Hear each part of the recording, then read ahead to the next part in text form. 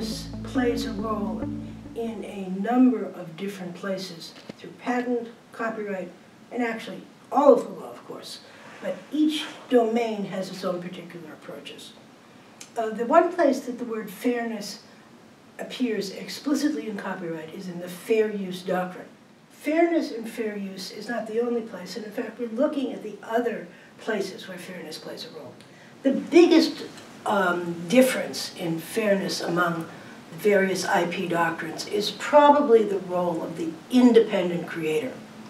In both patent and trademark, somebody can infringe, be enjoined, be forced even to pay money if he's made no use of the plaintiff's work.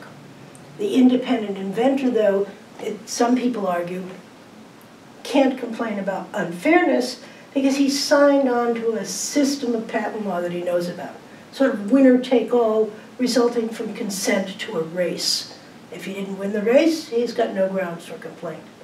While in copyright, you have a very different procedure. Only if a defendant has used, that is, benefited from the plaintiff's work, does the defendant have to pay as an infringer.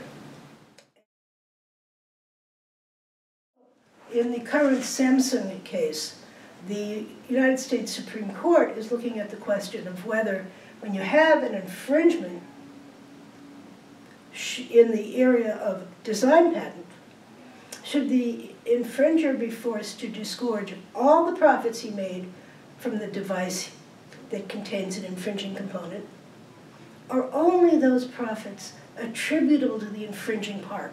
There's a difference between saying some penalty is appropriate and saying all profits need to be given to the plaintiff, even if the defendant has made useful contributions of his own.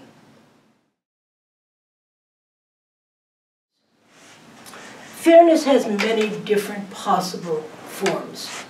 Copyright, for example, liability only to a defendant who's benefited from the plaintiff's work. Trademark and patent, that may not be necessary. Are both results conceivably fair? Is it that the legislatures in both places had different notions of fairness?